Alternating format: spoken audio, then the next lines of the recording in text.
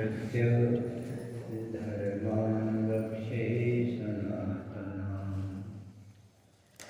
वागीशाद्यः सुमनसः सर्वार्थानां उपक्रमे यं नत्वा कृतकृत्या शुस्तन्नमामि गजाननम्। आनन्दम् आनन्दवने वसन्तम् आनन्दकन्दं मरतपापवृन्दम् वाराणसीनाथं अनाथनाथं श्रीविश्वनाथं शरणं प्रपद्ये। शुद्धतेजस्वरूपं च भक्तानुग्रहविग्रहम् अतीव कमनीयं च श्यामरूपं नमाम्यहम्। परिपूर्णतमं शान्तं राधाकान्तं मनोहरम् सत्यं ब्रह्मस्वरूपं च नित्यं कृष्णं नमाम्यहम्। नमोऽस्तु रामाय स लक्ष्मणाय देवे च तस्यै जनकात्मजायै। नमोऽस्तु रुद्र इन्द्रयं अनिलेभ्यो नमोऽस्तु चन्द्रार्कमरुदगणेभ्यः। ॐ नमः परमहंसास्वादिचरणकमलचिह्नमकरन्दाय भक्तजन्मानसनिवासाय श्रीरामचन्द्राय श्रीरामचन्द्राय। बोलिए श्री रामचंद्र भगवान की जय। जय जय श्री राम।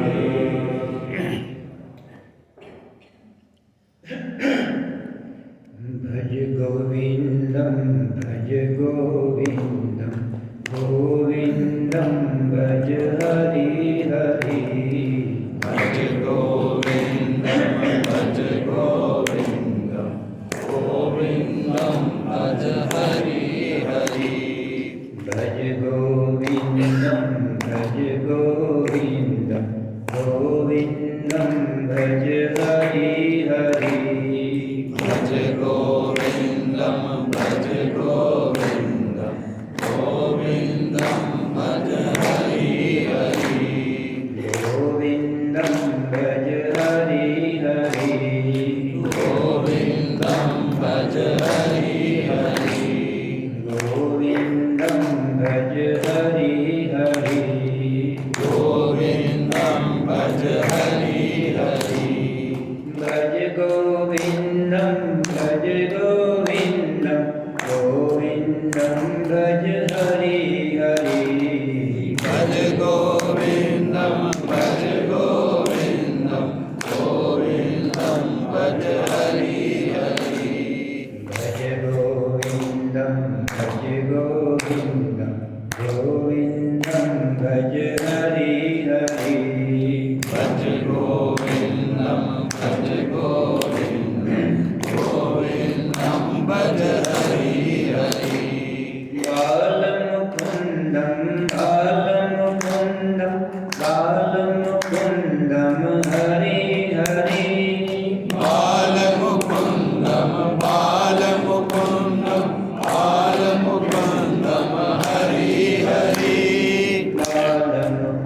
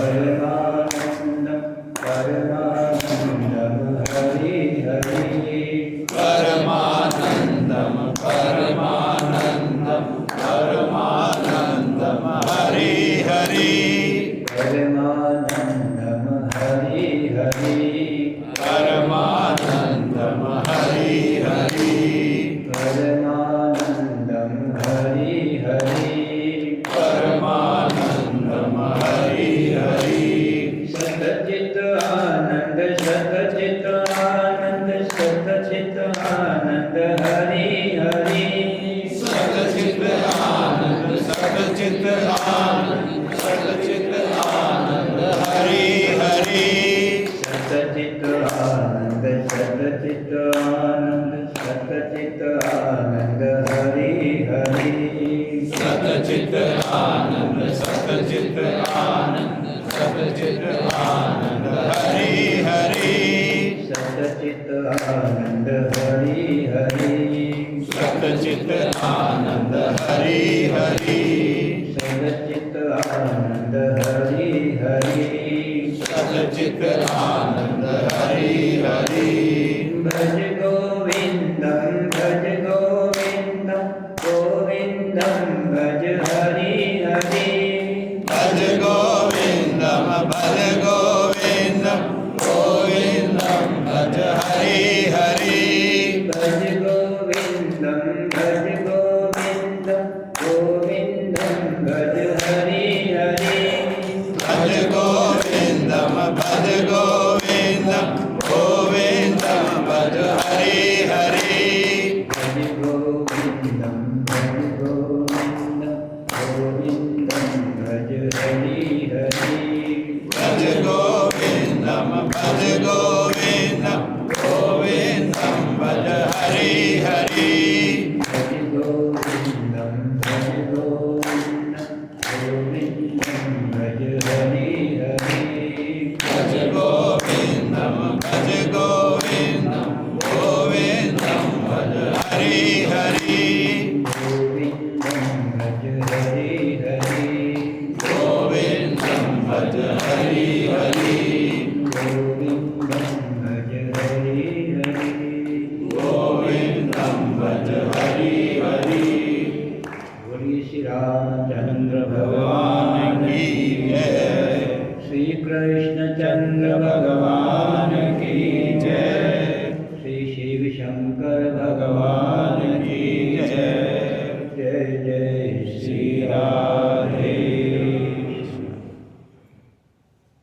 परम करुण वर्णालय भूत भावन चित्त भावन विश्व भावन आनंद कन भगवान श्यामचंद्र के चरणारविंदों में प्रणाम करो।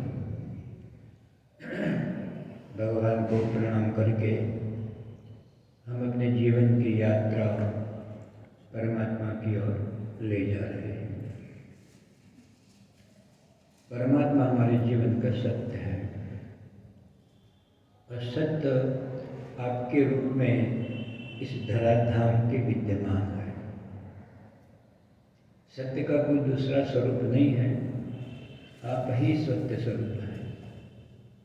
इसकी पहचान करने के लिए हम बड़े वैज्ञानिक प्रसाधनों के द्वारा, इनके प्रयोगों के द्वारा हमने आपको समझाने का प्रयास किया है।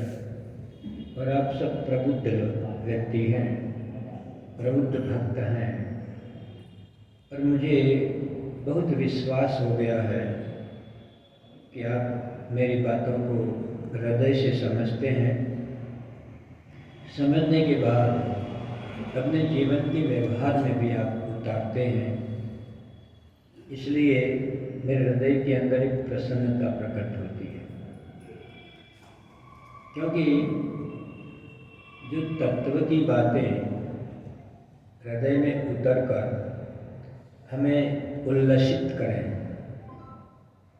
हमारे जीवन के अंदर उमंग छलकने लगे, प्रेम रस छलकने लगे, भक्ति रोए रोए में प्रकट होने लगे, तो मानना हम साधन भक्ति से साध्य भक्ति की ओर आगे बढ़ रहे हैं, तो जीवन धन्य हो जाएगा। जरा सा दृष्टि बदलने की ज़रूरत है। कुछ भी यहाँ पर करने की ज़रूरत नहीं, केवल दृष्टि, समझ। अनुसंधान का अर्थ यह नहीं होता है कहीं पहाड़ की चोटी पे चढ़ना है। आप जो कर रहे हैं इसको थोड़ा समझना है।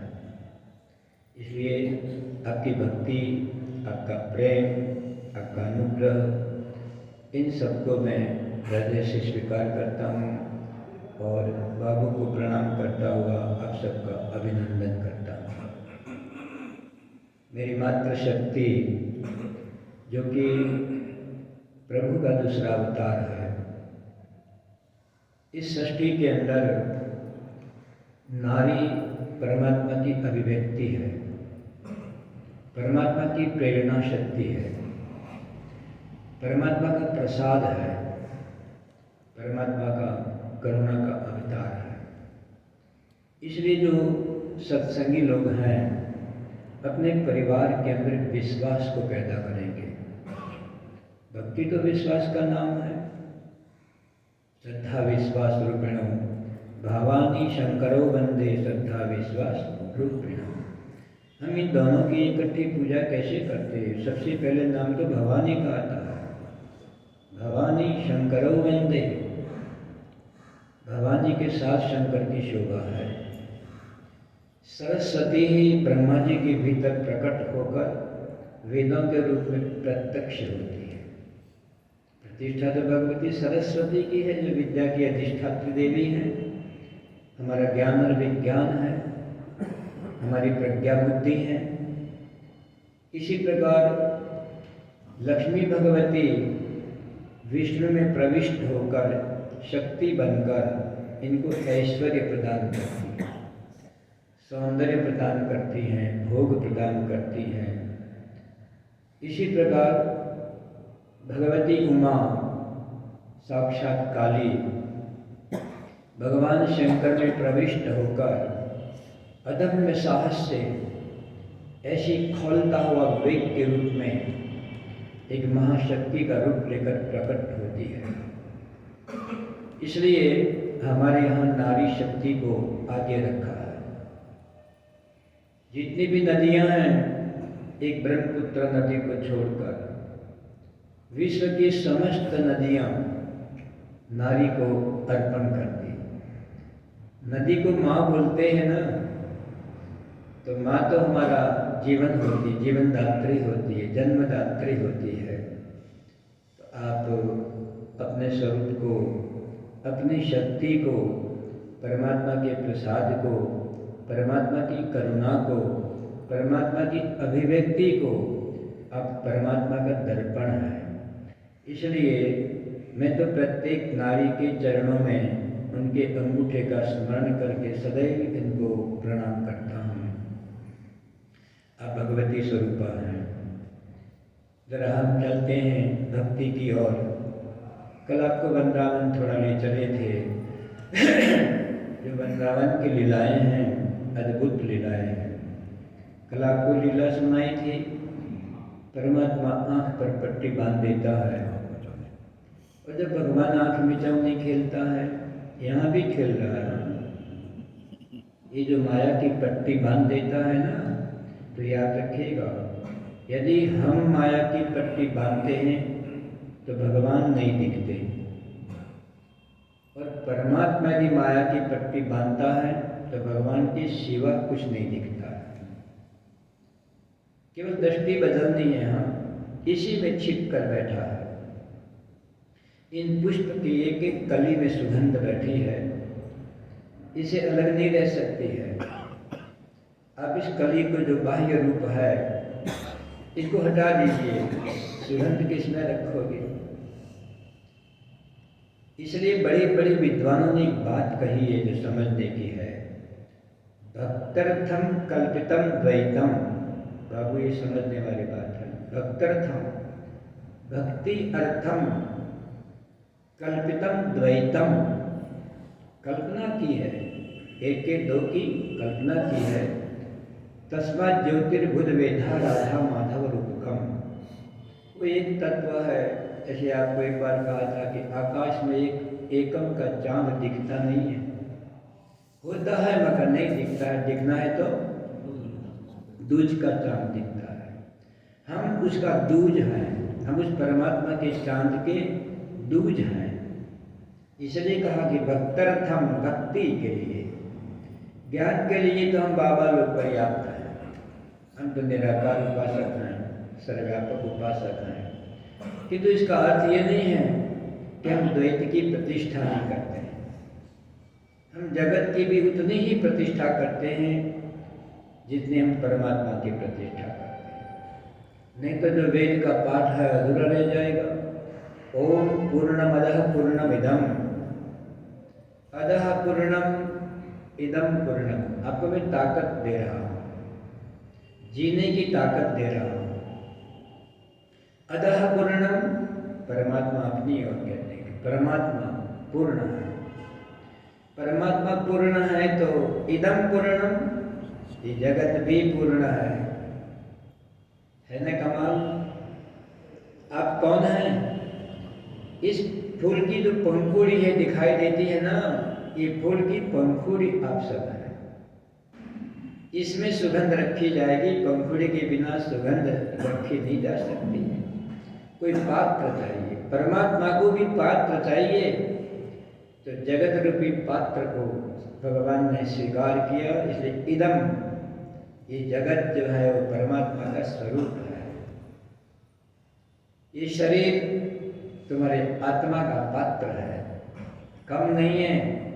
इसको गाली मत देना, दुरुपयोग करो तो उसकी प्रशंसा मत करना, और परमात्मा का भजन करो, उसकी खोज करो तो गाली मत देना।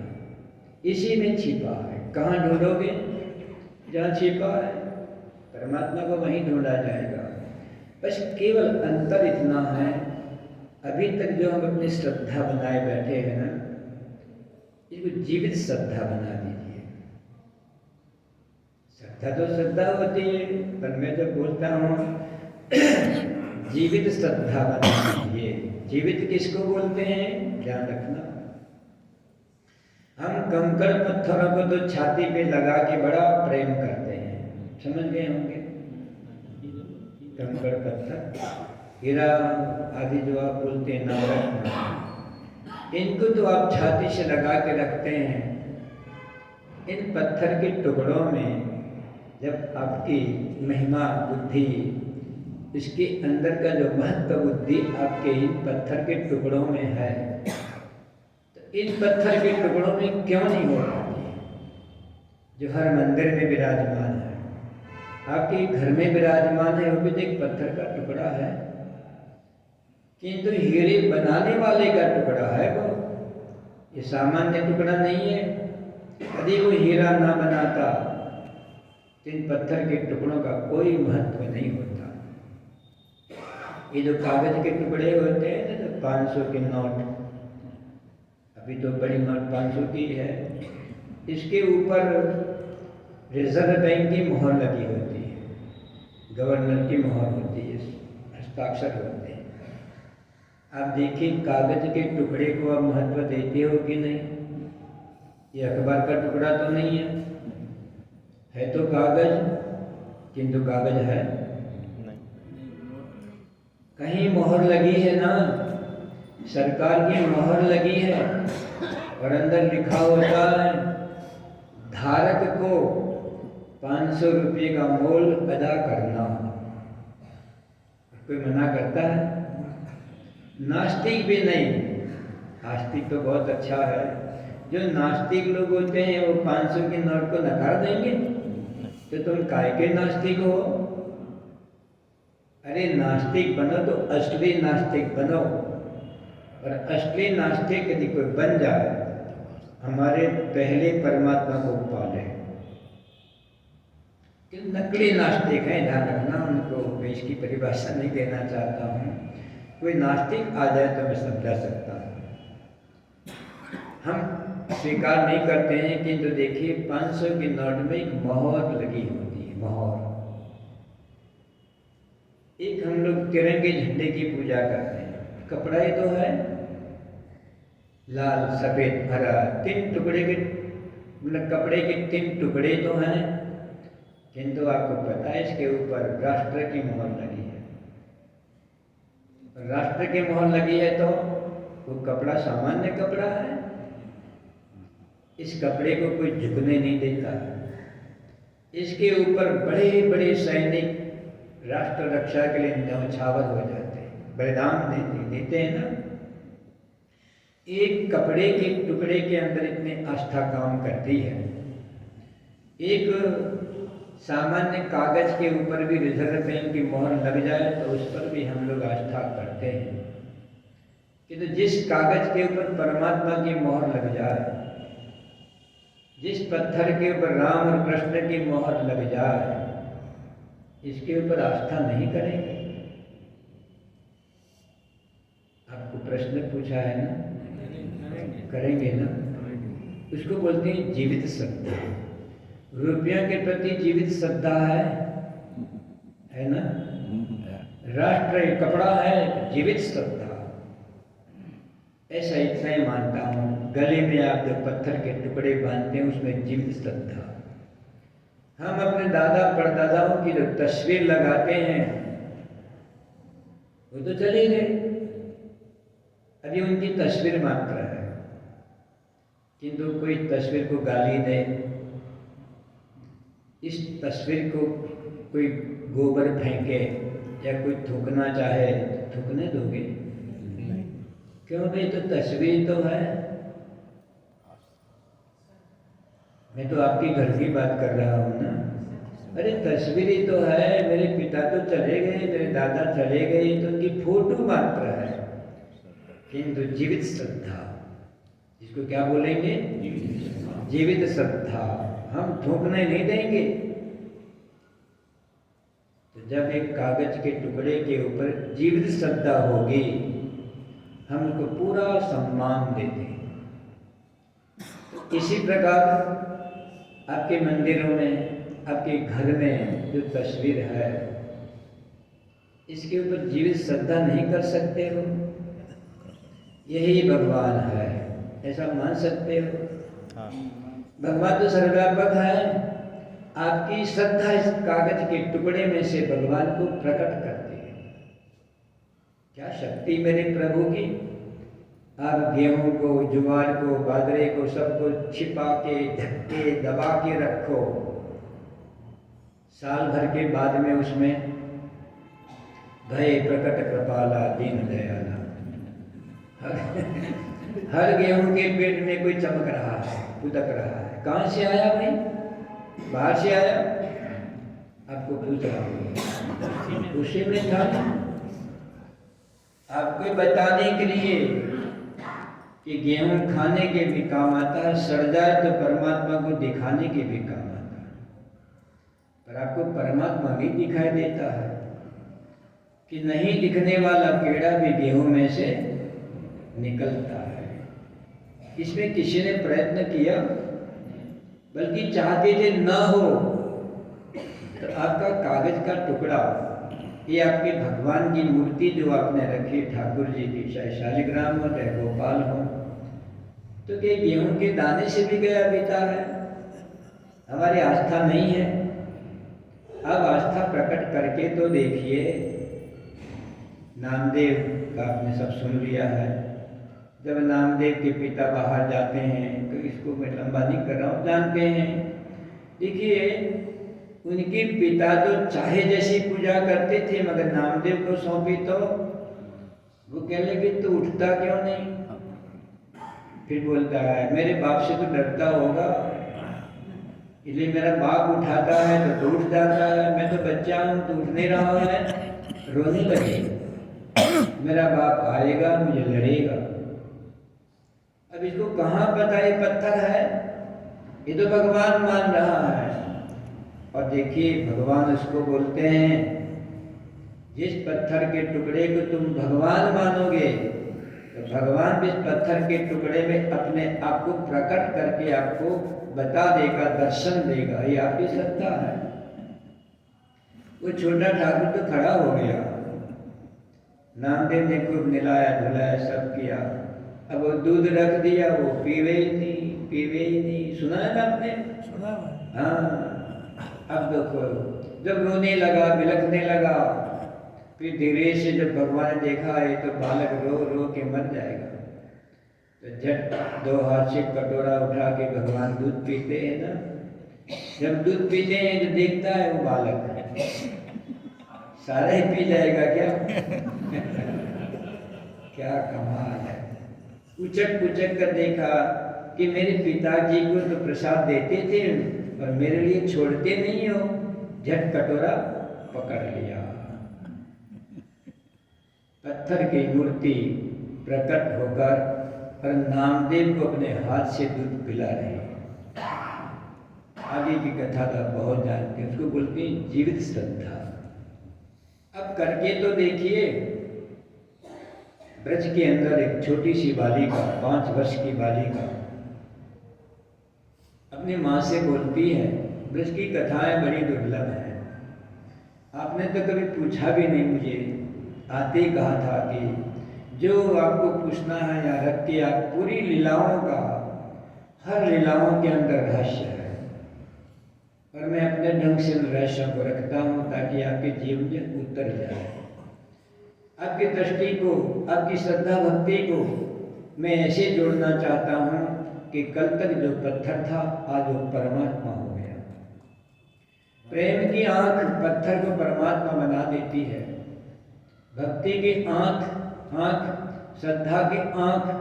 अब ये सब क्या, श्रद्धा के तो टुकड़े बैठे हैं जो जुड़े हुए हैं, कोई किसी को जानता भी नहीं था।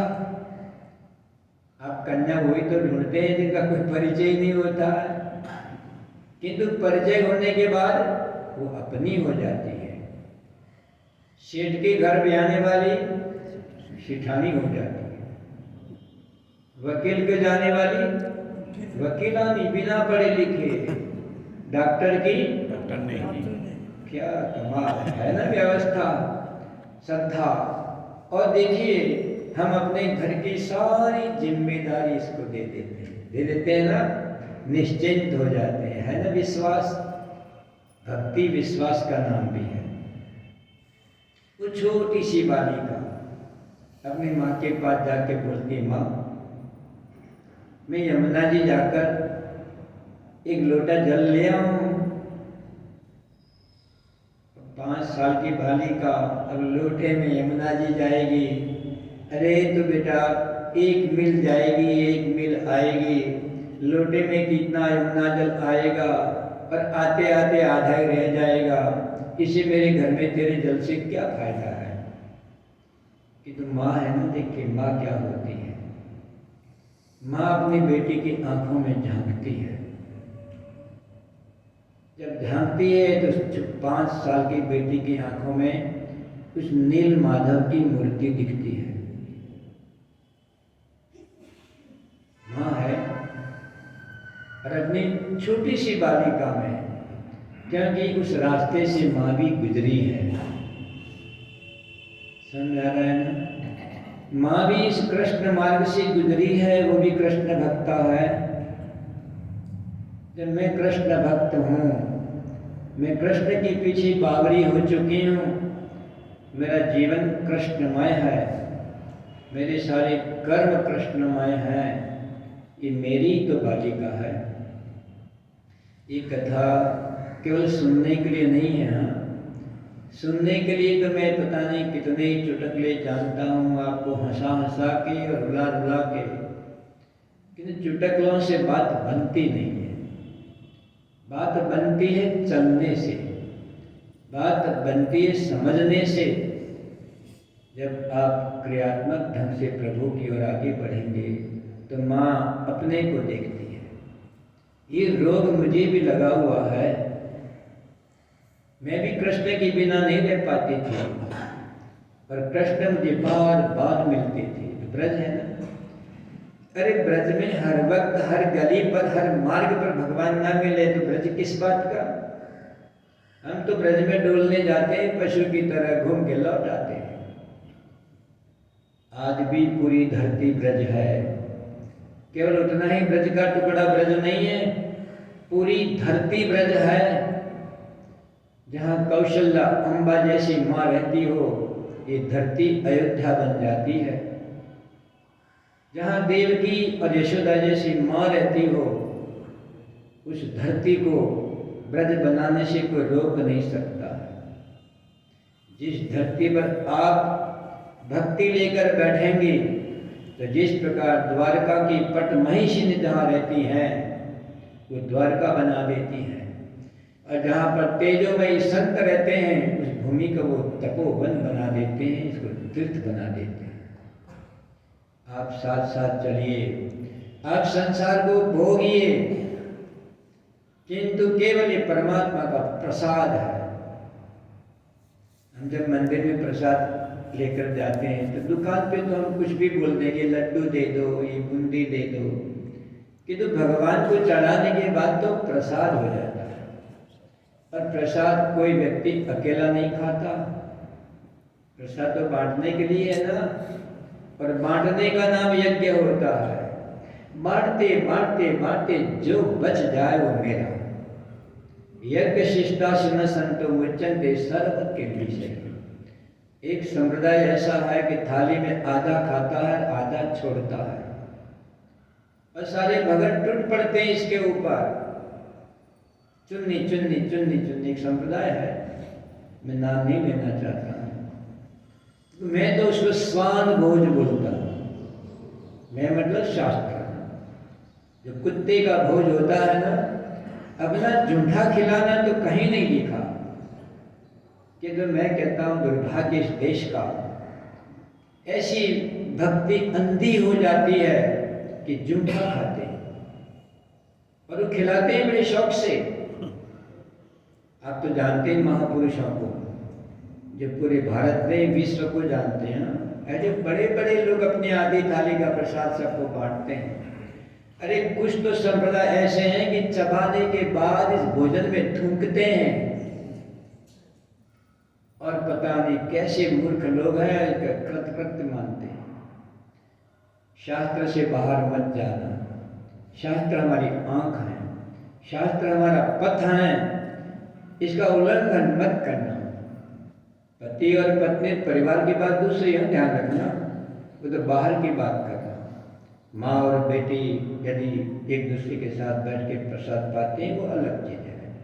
पति और पत्नी एक दूसरे का जूठा खाते हैं तो कोई बात नहीं है, किंतु अन्यों का जिसको हम जानते नहीं है, तो याद रखिएगा परिवार एक विश्वास है, किंतु वहां शास्त्र है, यज्ञ शिष्टासन संतो मुच्यन्ते सर्व किल विषयी।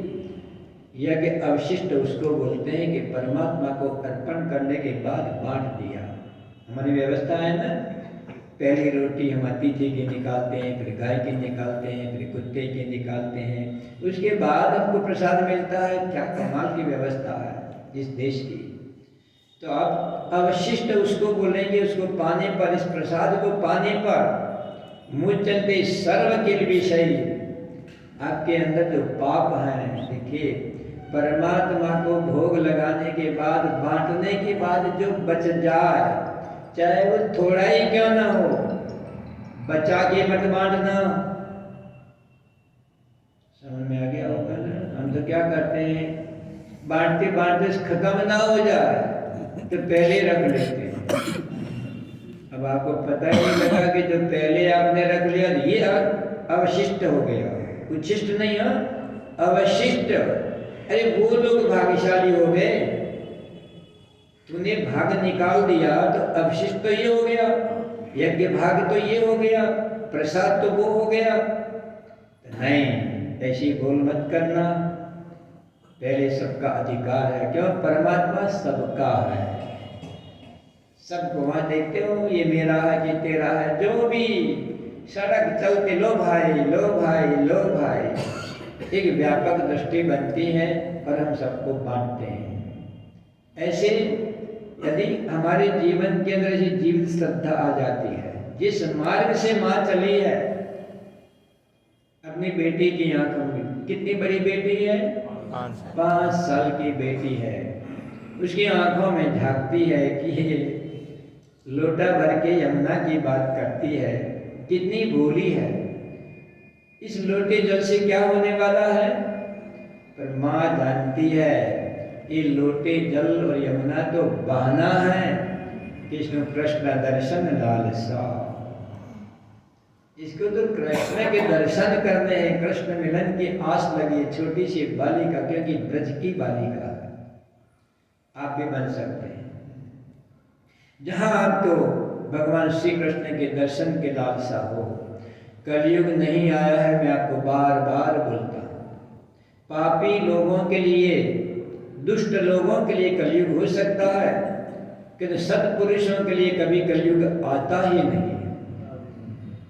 आप सदके मार्ग पर चल के तो देखिए, आंख खोलते ही वो मिलेगा।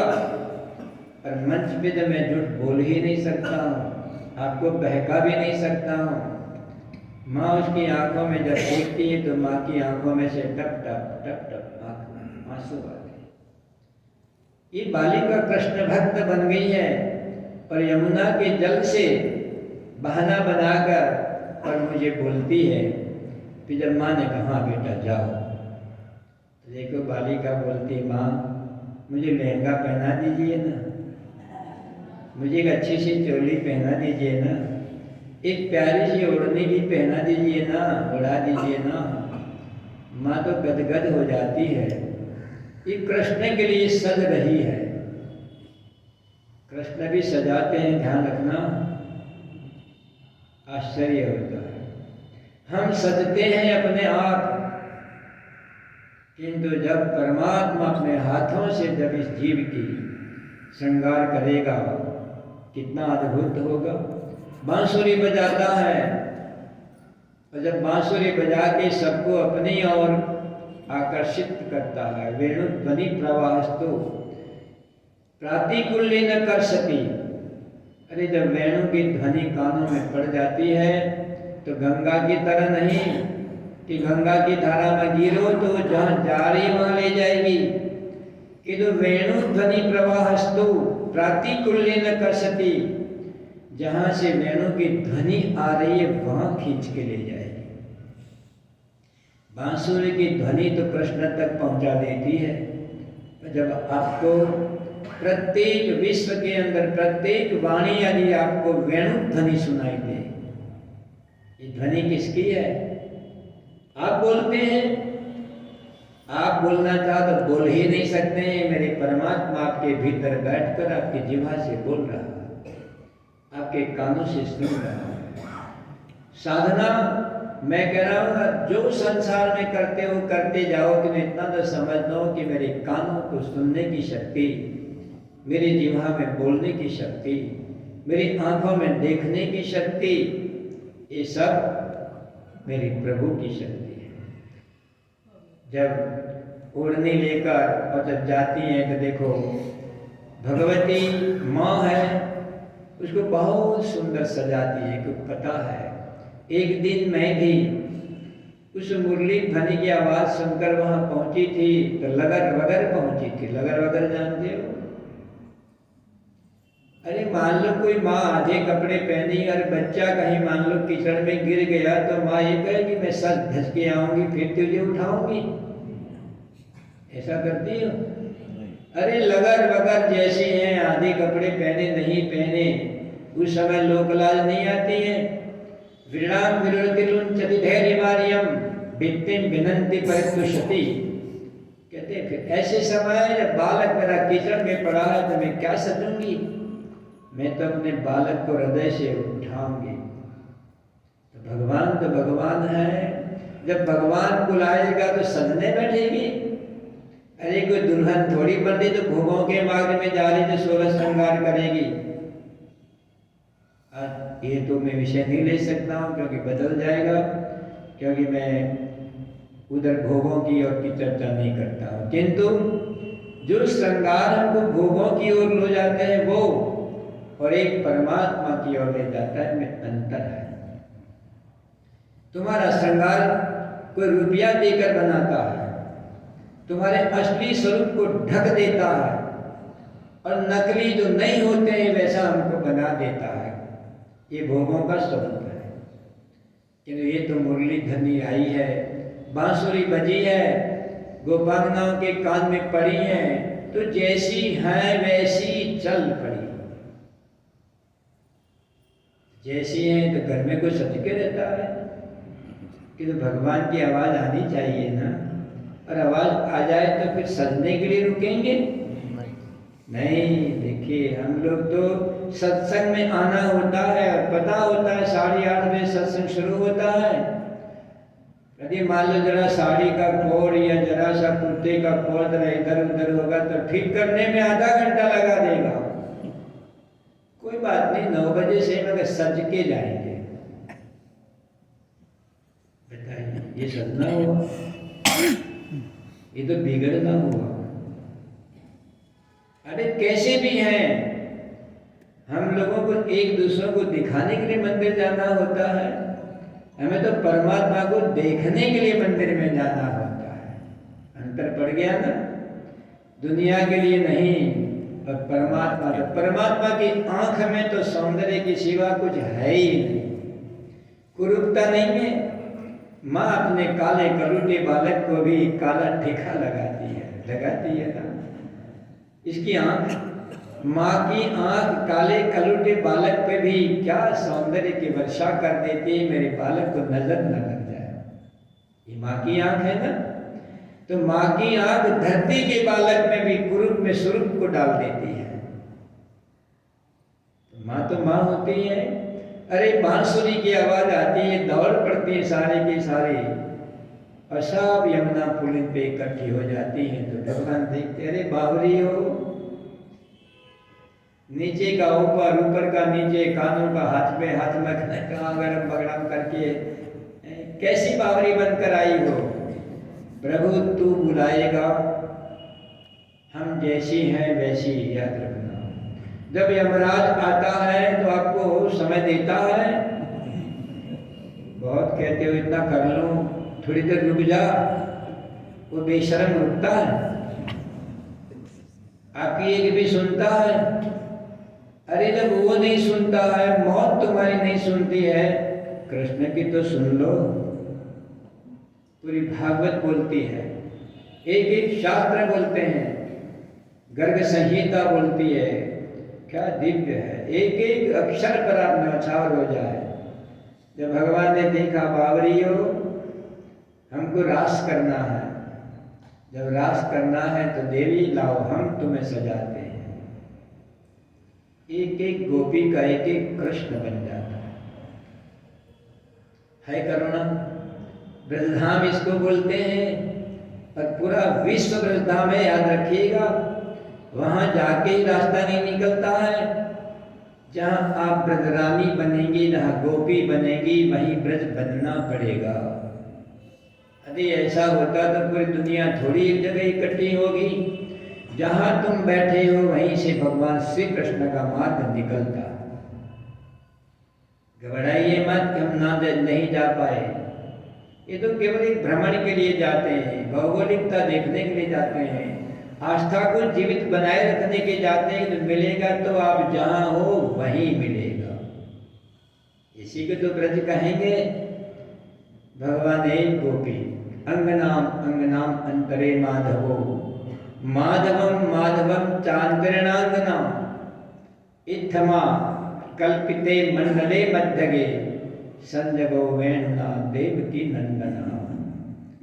इस यशोदा नंदन, देवकी नंदन जितनी गोपियां हैं, उसका अपना कृष्ण बन गया।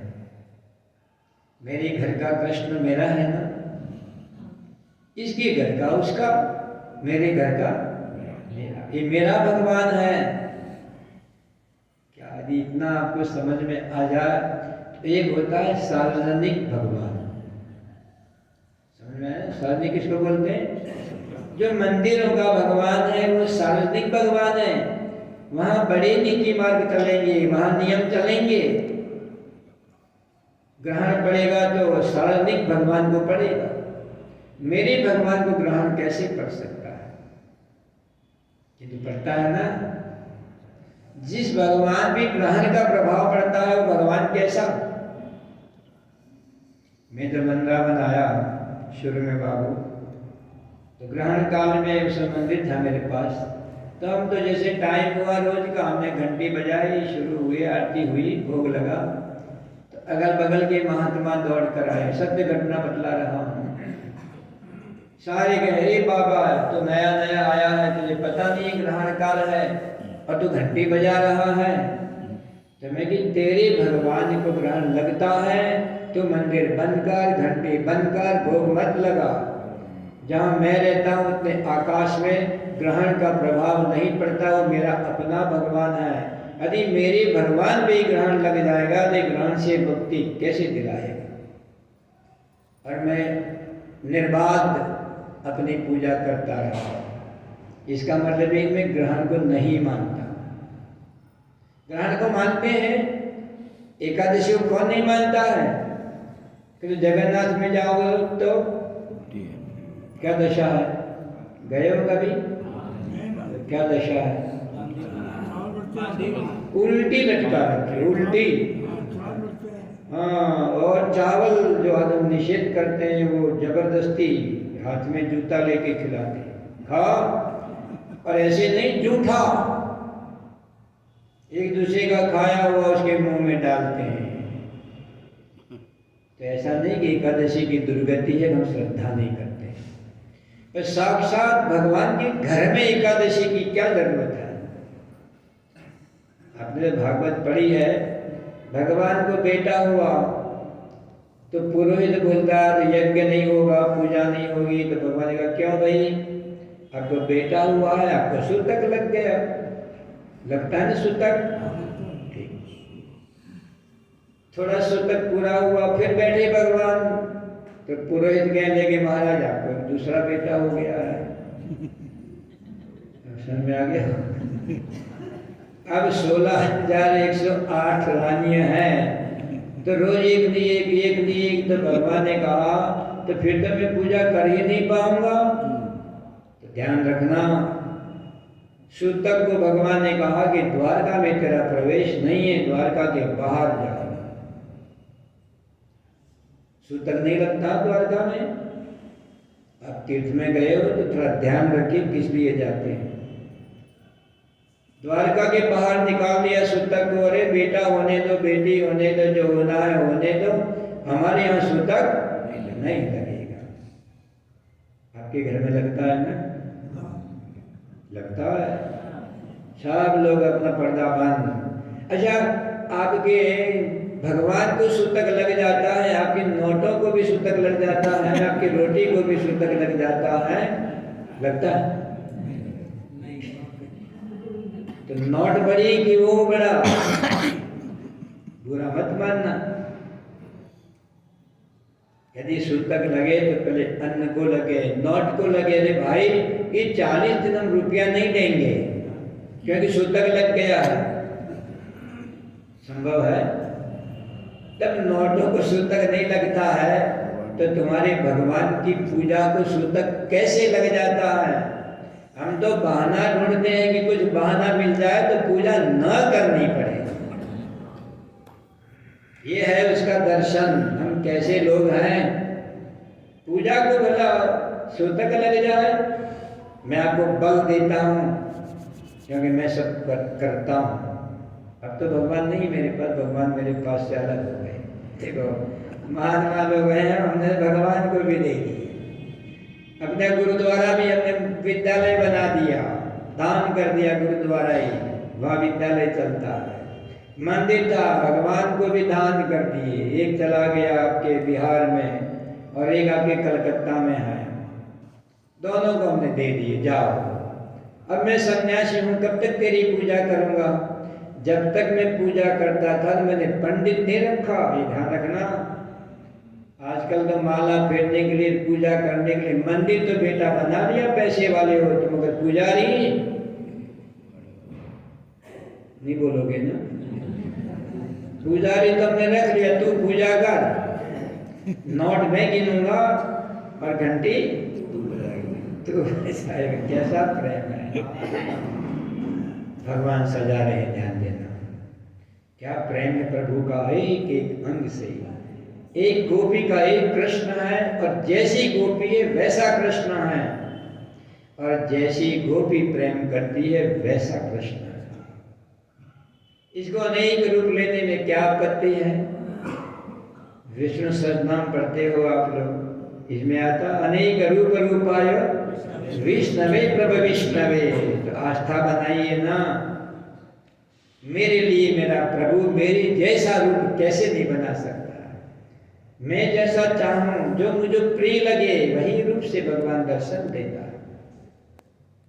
किंतु हमारी भक्ति अधूरी है ना, हमारी समझ अधूरी है। रूपियों के बिना तो नहीं चलेगा और भगवान के बिना चल ही रहा है। अब भगवान के बिना चलेगा तो भगवान क्या करेगा? आपके घर की तो सब पोल पट्टी खोल रहा हूं, आपकी भावनाओं को देख रहा हूं कि गलती किसकी है, भगवान की कि हमारी? सुधारो। संत महात्मा आते हैं तो आपको पलट देते हैं, आंख खुला देते हैं। उलट गई मेरी नयन पुतरिया, पहली दुनिया को देखती थी मगर तूने पट्टी बांधी तो तू दिखने लगा। उलट गई मेरी नयन पुतरिया, अब तो मुझे कुछ और दिखाई देता। इसका मतलब नहीं कि आंखें पलटा दो, ये सब बदल गए। पहले मेरे को ये सब अपने रिश्तेदार लगते थे, भगवान लगने लगे। दूसरा नाम, अच्छा अपन नहीं बोलते कोई भी चीज होता है माला फाला ले आइए, रोटी बोटी खा लीजिए, ऐसे बोलते हैं ना। कोई भी चीज के पीछे एक और नकली नाम लगा है ना, वो नकली नहीं है, वो असली है। माला नकली है मगर माला के पास दूसरा शब्द लगाते हो, माला बाला, वो जो दूसरा लगाते हो वो असली है। ये तो सूख जाएगी, वो नहीं।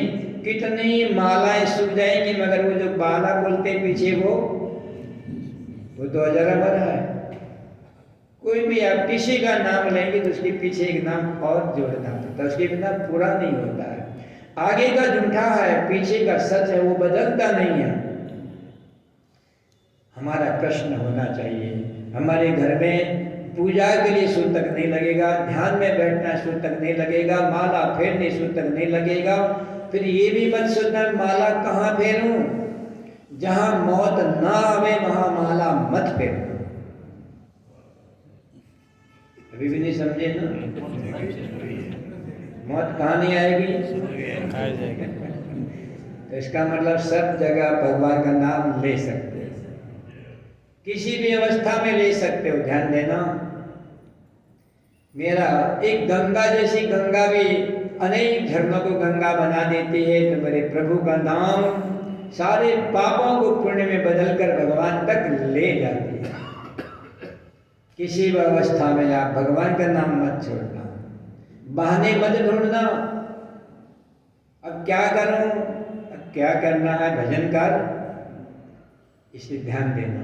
हर गोपी का अपना कृष्ण है और कृष्ण एक एक गोपी को सजाता है, और जब कृष्ण सजाएगा तो हृदय गदगद हो जाता है। हे प्रभु, ये तूने सजाया है, तेरी सजावट को मैं सजा रही हूं या सजा रहा हूं, ध्यान रखना ये विषय। आंख तेरी है, अक्षरवतम फलमिदम न परम विदाम। गोपियां बोलती हैं, आंख में काजल डालती हैं, कहाँ मना किया, डालो, किंतु अक्षरवतम फलम परम न विदाम। अरे आंख तेरी दी हुई है, तेरी सजाई हुई है, तेरी सजावट में मैं जरा काजल डाल के और सजा देती हूँ। इस आंख से तू दिखने लगा है, तब से वो सजने लगी है। समझ में आई? दुनियादारी को दुनिया देखने के लिए आंख नहीं सजाई जाती है। अरे प्रभु, आंख ना दे होती तो मैं क्या देखता। ये लाल पीला अपना पराया, ये रंग भेद सब कैसे करता। ये समझ के आंख को बहुत सजाइए, सज गई आंख तुम्हारी, क्योंकि परमात्मा दिखने लगा। यदि ये आप देखेंगे तो आप सज भी गए और परमात्मा के भी हो गए। कहाँ मना किया आपको श्रृंगार करने के लिए? एक एक गोपी को सजा दिया है। जब प्रभु ने सजा दिया तो बताते हैं कि लक्ष्मी का सौंदर्य भी गोपी के आगे फीका पड़ जाता है। यद पाद पद्म नख चंद्र मणिश्छटायाम विस्फुरितम किमपि गोपवधू स्वदर्शी। पूर्णानुराग सागर सार स्फूर्ति, क्या सागर पूर्ण अनुराग की जो सार मूर्ति होती है, ये पत्थर की मूर्तियां नहीं है। और ये कहाँ से प्रकट होती हैं? कहते राधा रानी की चरण नाखून मणि में से। सौंदर्य देखना है आपको, राधा रानी के चरणों का जो नाखून होता है, नाखून तो हम लोग सबसे निकृष्ट मानते हैं, किंतु राधा रानी का नाखून है ना, क्या मणिमय है। अनेक अनेक सूर्यों को भी हतप्रभ करने देने वाला वो नाखून है। इसमें से विस्फुरितम किमपि गोप वधुस्वदर्शी, ऐसी ऐसी गोपांगनाएं के नाखून की मणियों के तेज से उत्पन्न हो रही हैं। तो कहते हैं कि सरस्वती से 100 गुना लक्ष्मी, और लक्ष्मी से भी 100 गुना उमा भगवती सुंदर है, और उमा भगवती से भी 100 गुना हमारी गोपांगनाएं सुंदर हैं, और गोपांगनाओं से 100 गुना सुंदर हमारी राधा रानी का नाखून सुंदर है। तो उनके चरणारविंद कैसे होंगे? तो मुखारविंद गदगद हो जाएंगे। एक बार देखते ही संसार का सौंदर्य हमारे अंदर से निरसन हो जाएगा, फिर हमको प्रभावित नहीं करेगा। कभी आपने ध्यान किया हो राधा रानी का, मैंने कल बतलाया था कि मैं राधा रानी को अपनी 9 वर्ष की कन्या के रूप में पूजा करता हूँ। तो वृंदावन में आया तो एक बार षोडशी के रूप में मुझे दर्शन दिए। जब षोडशी के रूप में दर्शन दिए तो मैंने कहा ये मेरे लिए पूजनीय नहीं है। राधा रानी बोलती है मेरा असली स्वरूप तो यही है, ये तुम्हारा कल्पना का स्वरूप है। देखो कृपा किसको बोलते हैं? 9 वर्ष की बालिका को मैं अपनी पुत्री के रूप में उपासना करता हूँ। देखिए हूँ तो सन्यासी, पर हूँ साकार उपासक। सगुण साकार की उपासना करनी हो तो ऐसे उपासना करो। जब उपासना के फल के रूप में साक्षात राधा रानी 16 श्रृंगार के साथ 16 वर्ष की बनकर जब उपस्थित होती है, तो मैंने कहा मेरे लिए तुम इस पूजा में नहीं करूँगा, क्योंकि मेरे लिए तो बालिका की पूजा है। आकाशवाणी होती है, अंदर एक चमत्कार भी हुआ था, मैं इसको नहीं सुनाऊंगा, ये बहुत लंबी कथा हो जाएगी और मुझको थोड़ा कुछ और भी काम करना है। हमने एक एक गोपी को सजते देखा, रासलीला में उतरते देखा। ये अपार सौंदर्य, एक गोपी जो रासलीला से लौटी हुई है उसकी पुत्री बोलती है कि माँ मैं जल भरने जा रही हूँ। तो पता है जल भरने नहीं, ये कृष्ण मिलन के लिए जा रही है। माँ मना करेगी? हम लोग तो मना करते हैं ना। हम अपनी बहन बेटियों को, अपने बालकों को मंदिर तक नहीं जाने देते। सत्संग होता है, युवा पीढ़ी को आप आने देते हैं। जब युवा पीढ़ी सत्संग के द्वार तक नहीं पहुंचेगी, तुम सेवा की आशा करते हो। और दुनिया के हर बाजार खुले होते हैं उनके लिए, कि सत्संग के लिए आपने कभी बालकों को प्रोत्साहित नहीं किया। मैं तो इन छोटे छोटे बालकों को धन्यवाद देता हूँ जो उस सत्संग के द्वार तक पहुँच गए। उनके माँ बाप को भी धन्यवाद देता हूँ। ये बालक लोग सुनेंगे तो उनके जीवन का निर्माण होगा, आपके परिवार का निर्माण होगा, आपके देश का निर्माण होगा, आपके भविष्य का निर्माण होगा। कि तो बालकों को आपने अच्छे संस्कार पढ़ने ही नहीं दिए तो बड़े होके क्या करेंगे? फिर क्लबों में तो जा सकते हैं, मंदिर नहीं आ सकते। खैर रास्ता बदल जाएगा। अपन उस माँ के पास चलते हैं जो अपनी पुत्री में भगवान श्री कृष्ण के दर्शन करती है। ध्यान से आंख मिलाकर देखती है तो देखिए जिसकी आंखों में नील माधव उतर गया है, दिखेगा क्या? आपको कल बताया था, शायद कल या परसों, कल ही बतलाया था, वो सुई की नोक में से हाथी घोड़े निकल रहे थे। अच्छा आप कहते क्या क्या निकलता है? ब्रह्मांड के ब्रह्मांड निकल जाते हैं। और इसकी युक्ति बताई थी, वहां देखोगे तो भगवान दिखेगा। कि तो घर जाकर किसी ने भी आईने में इस बात को देखा?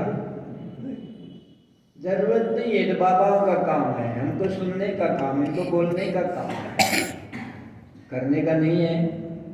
कभी तो ध्यान से अपनी आंख में वो जो छोटी सी छोटी एक जो छिद्रावली है जहाँ परमात्मा झांक रहा है, कहीं बाहर थोड़ी जाता है, किंतु हम इतने साधक नहीं हैं अभी। यहाँ ध्यान रखना, घर जाते झोला उठाकर भगवान भगवान थोड़ी देर मनन करिए। पशु खा तो लेता है पर जुगाली भी करता है, करता है। जुगाली किसको बोलते हैं? जो खाया हुआ है कि एक एक कौर निकालता है, किसी पेड़ के नीचे आदि आंख बंद करके धीरे धीरे धीरे पीसता है, रस रस कर देता है, जुगाली उसको बोलते हैं। खाया हुआ सुना हुआ घर जाके मनन करने का नाम है जुगाली। भजन किसका नाम है? किम नाम भजनम? भजनम नाम रसनम। गन्ना चूसते हो ना, मजा आता है ना, रसगुल्ला खाते हो मजा आता है ना, चटनी को चाटते हो मजा आता है ना। हाँ, तो कहते हैं इसी प्रकार भगवान का नाम लेने में ऐसा रस आता है। किम नाम भजनम? भजनम नाम रसनम। नोट बढ़ते जाए तो गिनते गिनते थक जाएंगे और फेंक देंगे। ठीक बोला मैं? नहीं, अरे नोट गिनने जी, मान लो 10-20 लाख रुपया गिनना हो, तो तुम्हारे दिन भर की बिक्री है, तो ऐसे गिनोगे, भूख लगेगी, प्यास लगेगी, नींद आएगी, गलती होगी। इसी को बोलते हैं प्रेम। ऐसा प्रेम परमात्मा की माला फिरने में आता है? नहीं आता है। तो भगवान मिलेगा? नोट तो मिलेगी, क्योंकि नोट कहते मेरे में बड़ा रस है उसको, कि नोट तो नैया बन नहीं सकती, कि नौका बन सकती है। नोट तो व्यवहार चला सकती है, पार तो मेरे प्रभु का नाम पार कर सकता है। तो किम नाम भजनम। एक आम आदमी ना आफू शाम बोलते हैं, वो भी जूनागढ़ की केसर खाई है कभी? जूनागढ़ का केसर हम मंगवा के एक बार खाना, बाबू नाम भी बता देता हूँ। स्पेशल जूनागढ़ से जो केसर आम, जो हाफूस आम होता है ना, सबसे अच्छी क्वालिटी वो है। और ये यदि डाल पे पका हुआ आपको मिल जाए तो मैं कहता हूँ वो तो 1000 रुपये का एक आम होता है, जो विदेशों में जाता है। वो खाना जानते हैं। हम तो बढ़िया चीज बेचना जानते हैं, है ना? क्या हम तो लोभी हैं, पैसा साथ जाएगा। रस वो चूसते हैं और पैसा हम कमाते हैं। केवल पैसा नहीं का रस भी लीजिए। भजन करना है, ऐसा आम यदि आपको मिल जाए तो रस चूसने के बाद गुठली मिलती है ना, गुठली को देखो, चूसो। कभी आपने अच्छे आम की गुठली चूसी है? आम खाया है? जब गुठली चूसते हो तो कितनी बार बाहर निकालते हो? झूठी नहीं होती। रोटी का टुकड़ा मुंह में डाल के बाहर निकाल के फिर खाओ। और आम झूठा नहीं होता। अरे हमें झूठा कहाँ दिखाई देता है? जब तक उसमें रस होता है तब तक हम उसको चूसते जाएंगे। किम नाम भजनम? भजनम नाम रसनम। ऐसा रस लेते लेते आओ। अरे जब भगवान का भजन करने और कोई नोट लेकर भी आए तो बाद में आना, किसी को भगवान मिलेगा? कौन कहता है भगवान नहीं मिलते हैं? किंतु माला फेरते फेरते आपका नियम टूट जाए, सामने आ जाए झोला लेकर, तो अरे माला बाद में फेरेंगे, कल फेरेंगे, कहाँ भगवान भागा जा रहा है। और जो नोट लेकर आया कौन दोबारा आएगा, क्या पता क्या होगा, है ना? तो देखो, माँ सजाकर इसको बेचती है, क्योंकि समय मुझे थोड़ा और लेना है, इसलिए हम इधर से पलटा मारते हैं। ठीक है? अब देखो, बिटिया वहाँ जाती है। जब आप जिसका स्मरण करके जाओगे ना, वो कैसा है? कल बतलाया था ना, ये यथा माम प्रबंधन्ते तथैव भजामि अहम।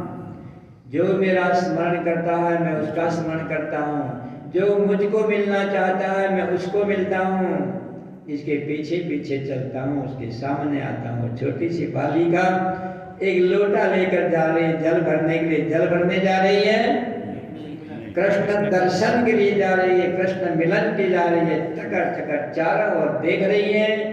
और जब उसका भाव होता अभी नहीं आया, अभी नहीं आया, तुरंत कृष्ण वहां पर आ गया। क्या खूबसूरत मूर्ति है, उसके रूप माधुरी, उसके रस माधुरी, उसकी लावण्य माधुरी, उसकी कमनीय माधुरी, उसकी सौगंध्य माधुरी। एक बार भी आपको कृष्ण का सपने में दर्शन हो जाता और उनके अंदर से निकलने वाली जो सुगंध निकलती वो आपके कानों तक पहुंचती, नाकों तक पहुंचती, इसके रूप माधुरी आपकी आंखों तक पहुंचती। ये दुनिया के रूप माधुरी आपको कभी भी फंसाती नहीं, कि तो हमने अभी उसके रूप माधुरी नहीं देखी है, इसलिए हम यहाँ पर रूप की पूजा करते हैं और फंसते जाते हैं। मैं मना नहीं कर रहा हूँ फंसते रहना, कि तो भगवान को भी तो देखो। जब सामने भगवान खड़े होते हैं, ये छोटी बालिका टकर टकर टकर टकर उसके मुख की ओर देखती, उसके रूप माधुरी, रस उसको बोलते हैं। और धीरे से तोतली भाषा में बोलती, अरे कन्हैया तेरी आंखें इतनी अच्छी क्यों हैं? तेरी आंखें तो मालूम पड़ता है कोई प्रेम रस की झील हो, कोई सरोवर हो, उसको डूब जाने का मन करता है। ब्रज की छोटी सी ब्रजबाला भगवान के नेत्रों को देखकर बोलते हैं कि तेरे नेत्रों में डूब जाने का मन करता है। हमारे सामने भी तो मूर्ति होती है, आप ऐसी मूर्ति को ला के रखिए जो आपके मन को मुक्त कर दे, मन पसंद लाइए, कि तो लाने के बाद में इसकी आंखों में उतर जाइए, प्रभु इस आंखों में रहने का मन करता है। ये प्यारी सी बेटी भगवान उनको छाती से लगा देते हैं, वो भी छाती में चिपक जाती हैं। और अंकस्थिते विदयते किमपि प्रलापम हा मोहनेति मधुरम विदधत्त कस्मात् श्यामानुराग मद विबल मोहनांगी श्यामा मणिर्जयति कापी निकुंज शोभते। ये छोटी सी बालिका भगवान के अंकों में समा जाती है, इतनी डूब जाती है कि मोहन के अंकों में होकर भी हाँ मोहन के रट लगा रही है। प्रेम माधुर्य तो उसको कहेंगे ना, रस माधुर्य तो उसको कहेंगे ना। ऐसी छोटी सी बालिका से भी शिक्षा ले सकते हैं। इसके बाद आप देखते हो यमुना के पुलिन पर ले जाकर अपने अंकों में बिठाकर और धीरे से अपनी बांसुरी निकालते हैं। बांसुरी निकालकर उस नन्ही की बालिका के ही गीत गाता है। कृष्ण उसका नाम है, अपने भक्तों के गीत गाए, अपने प्रेमियों के मिलन के गीत गाए, उसकी बांसुरी उस नन्ही की बालिका के गीत गाते हैं। इसके बाद कथा तो बहुत लंबी है, थोड़ा हम घूमते घामते और कहीं चलते हैं। ले चलता हूँ मैं द्वारका की ओर, जो मुझे काम करना है, इसलिए मैं सीधा आपको ब्रज से द्वारका ले चलता हूँ। छोटी सी बात बताऊंगा, क्योंकि मुझे 10 मिनट अलग से भी चाहिए हैं, देंगे। हाँ देखो, एक बात कुछ मैं बताता हूँ, विक्टर बाद में बताता हूँ, फिर द्वारका चलते हैं। द्वारका में चमत्कार देखिए, भगवान क्या नहीं करता। आप हृदय से भगवान को समर्पित तो करिए। सुदामा भगवान को मिलने जाती है ना, ये तो कथा 100 बार सुन चुके हैं। क्या लेकर जाते हैं? वो भी और वो भी कई घर के, जिसके घर में मुट्ठी भर चावल नहीं है, ये तो वो कृष्ण का भक्त है। कृष्ण भक्त है। अंतर मधुर विदना नाम प्रेमणु लक्षण। अभी आप भक्ति के मार्ग में, प्रेम के मार्ग में कहाँ डूबे हो? अंतर मधुर वेदना नाम प्रेमणु लक्षण। मेरा प्रभु से प्रेम हो गया है, कोई शिकायत नहीं है। सुदामा के 10-10 बच्चे हैं, जानबूझ के दिए हैं। गरीब को 10 बच्चे देकर उसकी गरीबी को 10 गुना बढ़ा दिया कि मुझे भूल जाए। देखो अंतर मधुर वेदना, कष्ट तो बहुत है। पेट भर के रोटी नहीं मिलती है, बालक तिल मिलाते हैं, छटपटाते हैं रोटी के लिए, किंतु जो हृदय में प्रेम है वो कमजोर नहीं होता है। कहता है कितनी वेदना क्यों ना हो, शिकायत नहीं करूंगा। और हम लोग भक्त है ना, अरे कम से कम परमात्मा को केवल अपने संसार के लिए तो मत कुछ कहो। हाथ पांव चलाओगे वो देगा, छप्पर फाड़ के देगा, उसके बन के तो देखो। ये झूठ नहीं बोलता, योगक्षेम वहाम्यहम् कितनी बार 1000 बार पाठ कर चुके हैं। तो परमात्मा से यदि जुड़ जाएंगे तो योगक्षेम वहाम्यहम् इसको करना पड़ेगा, और करता आया है। हजारों दृष्टांत हमारे सामने हैं।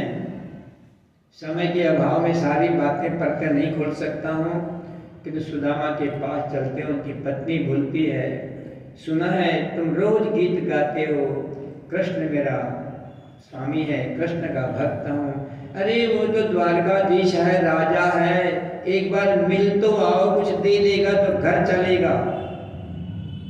सुदामा रोते हैं, क्या घर चलाने के लिए मैं भिखमंगा बन के जाऊंगा? भगवान के सामने भिखमंगा बनकर नहीं जाऊंगा। और अभी बिहारी के मंदिर में हमारे समय पर 100-200 लोग पहुंचते थे दिन भर में। आज 2-2 लाख से लेकर 10-10 लाख जाते हैं, मगर मैं बोलता हूं सब भिखारियों की भीड़ है, भिखमंगाओं की भीड़ है, भक्तों की भीड़ नहीं है। बुरा तो नहीं मानोगे? आप खड़े होकर बोलोगे तो ये दे दे, वो दे दे, ऐसा है वैसा है। अरे भिखारियों की टोलियां बढ़ती जा रही हैं। पहले तो 100-200 भिखारी थे, अब तो लाखों भिखारी। अब तो वृंदावन में चलने की जगह नहीं है। पता नहीं कितने लोग मर गए, अखबार में आया होगा, सुना होगा आपने। भीख मांगे बनकर मत जाना। सुदामा रोने लगे, देवी अब मुझको भीख मंगा बनाकर मेरे भक्त के पास, मेरे भगवान के पास भेजोगी? दाता बनकर भेज, दाता बनकर। देखो क्या भक्ति किसको बोलते हैं। भिखारी बनकर नहीं जाऊंगा, दाता बनाकर भेज। देखिए गोपियां भी भिखारी नहीं है, स्वर्ग नहीं मांगती, किंतु बोलती हैं छछिया भरी छाछ पे नाच नचावे। देंगी मक्खन ले, दूध ले, दही ले, छाछ ले, नहीं है तो हम लेंगे नहीं तेरे से, हम देंगे तो चाहे मक्खन दे चाहे छाछ दे, देंगे। भक्त देता है और स्वार्थी मांगता है, स्वार्थी मांगता है और भक्त देता है। प्रेम तो देता है।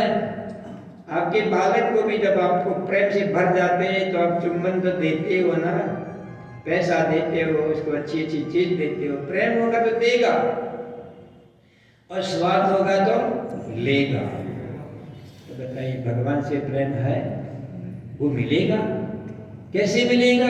जरा दृष्टि बदल दो, सब कुछ बदल जाएगा। करके तो देखो, आपको भूखा नहीं रखेगा, पेट भर के भोजन देगा, जैसा चाहोगे वैसा वस्त्र देगा, चाहोगे वैसा आपको घर देगा। जब खुद सोने के महलों में रहता है तो हमको भी दीमक के घर कैसे दे देगा? जो उसके पास होगा वही देगा ना। अच्छा कृष्ण के पास दीमक के घर है और हम बनाएंगे तो दीमक के तो घर आएंगे, किंतु वो देगा तो ये दीमक के घर चमकने लगेंगे, सोने के बन जाएंगे। जो मिट्टी को सोना बना देता है उसी का नाम तो संत और भगवान कहलाता है। करके तो देखो।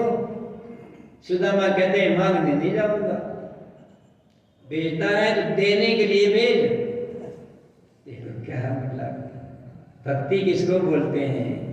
तो कहते अच्छा तो घर में इतना चावल भी नहीं है तो अगल बगल तरह तरह के रंग बिरंगी, हर एक के घर में एक जैसे चावल तो होते नहीं है। बस वो बताते हैं 3 मुट्ठी चावल बड़ी मुश्किल से इकट्ठे किए, पर बांधने के लिए इतना साबुत कपड़ा भी नहीं है। गरीबी कैसी है देखो तो सही, एक के ऊपर एक टुकड़े लगाकर और फिर एक पोटली से बनाकर इसको बांधकर और फिर लेके जा रहे हैं, देने जा रहे हैं, लेने नहीं जा रहे हैं। मैं लेने नहीं जाऊंगा, भीख मंगा बनकर मैं भगवान की देली को पाँव नहीं रखूंगा। सुदामा की कथा तो सुनते हो, ये सुनते हो, मांगने जाते हो तो सुदामा कहता है कि कितनी भी गरीबी हो, अंतर वेदना, कितनी भी वेदना पीड़ा हो, मगर मधुर प्रेम लक्षण, मैं तो प्रेम करता हूँ। भीख मंगे से भीख मंगा प्रेम करेगा? भीख मंगों से कोई प्रेम नहीं करता, ध्यान रखना।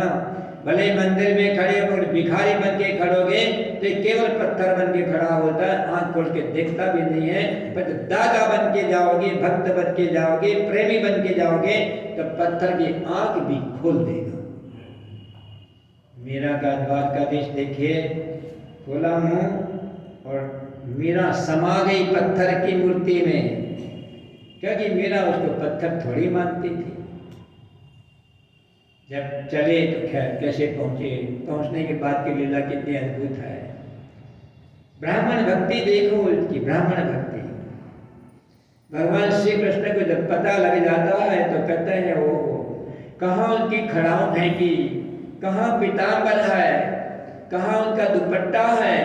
ऐसे भागे हैं ब्राह्मण नाम सुनकर कि मेरा मित्र सुदामा मेरे आंगन मुझे मिलने आ रहा और अंदर से कुछ देने आ रहा है। देखिए भगवत दृष्टि तो देखो, अधिक इतने ऐश्वर्यों में इन कई घरों के चावलों की क्या विशाल है कि तो भगवान कहते हैं वो मेरे कुछ देने आया है, मेरे यहाँ जो नहीं होगा वो लेकर आ रहा है। ये समझना, चीज तो वो होती है जिस किसी को देना है उसके घर में ना हो वो दो।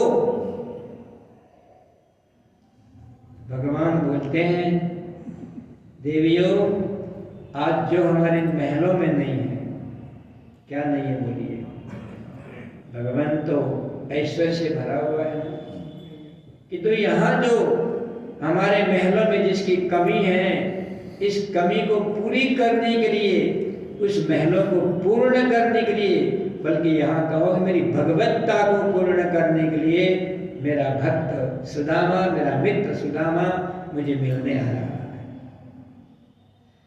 भगवान दौड़ते हुए जाते हैं, इनको लेकर आते हैं, इनको कैसे ऊपर बिठाते हैं, खुद उनके चरणों में बैठना। ब्राह्मण भक्ति देखो कौन कर रहा है, त्रिलोकीनाथ उनके चरणों में बैठा है, रो रो के उनके चरणों को देखता है।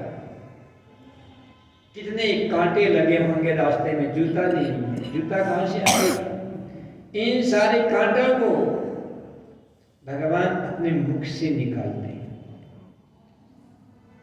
उस ब्राह्मण देवता के चरणों को अपने मुख पे लेके दांतों से एक एक करके कांटा निकालते हैं।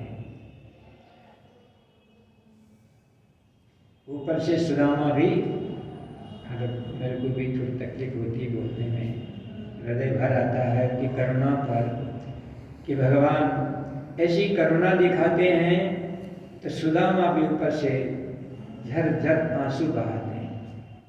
ऐसा प्रेम मेरे जैसे भक्त का कैसा मिलन है, ध्यान रखना। एक धनवान तो अति धनवान और एक गरीब तो लोकतंत्र इसको बोलते हैं, भगवान इसको बोलते हैं। इन दोनों का क्या सम्मिलन है।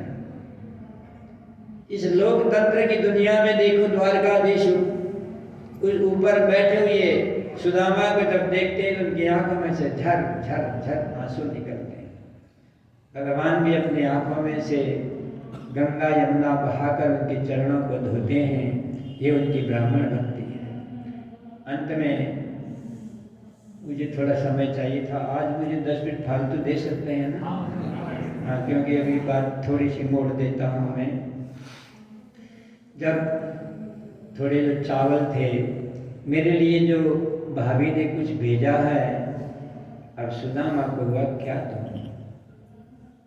इतने ऐश्वर्य में भी तंदूर की क्या कीमत है कि तो भगवान को पूछो, जो भगवान को देने जाता है और उसमें जो अमृत वर्षा होती है, देखिए चमत्कार, छीन लेता है, उसका दरिद्र छीन लेता है,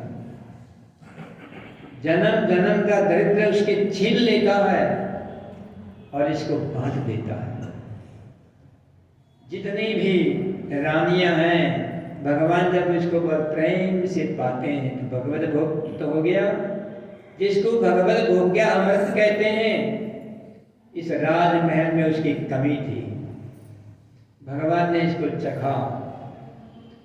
सुदामा देख रहे हैं कोई इतने मुक्त होकर बड़ा रस ले लेकर, जैसे बताना गुटली चूसते हो, गन्ना चूसते हो, उन चावल के दानों को चबा चबा के रस लेकर मुक्त हो गए। सुदामा इनके स्वरूप को देखता है, कहाँ खो गया। सारी रानियां देखते हैं, हमारे इतने पकवान खिलाने पर भी इनकी इतनी मुख मुद्रा नहीं बनी, जो आज इस ब्राह्मण के द्वारा एक सामान्य चावल दिए हैं, और हमारे प्रभु कहाँ खो गए हैं। जरूर ये सामान्य चावल नहीं होंगे, ये पकड़ लेना, ये बात आपको सुनने में नहीं मिलेगी।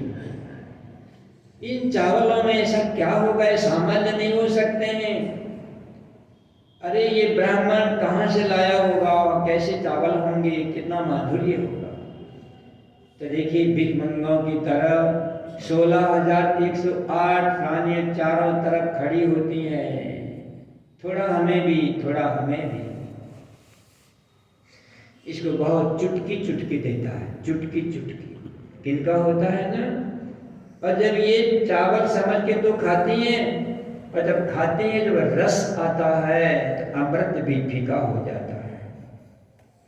इतना मधु माधुर्य इसमें है, इतना रस है कि सारे की सारी 16,108 रानी कहते हैं आज दिन तक हमने इस द्वारका पुरी के अंदर हजारों प्रकार के व्यंजन खाए हैं, मगर ये स्वाद हमको नहीं मिला।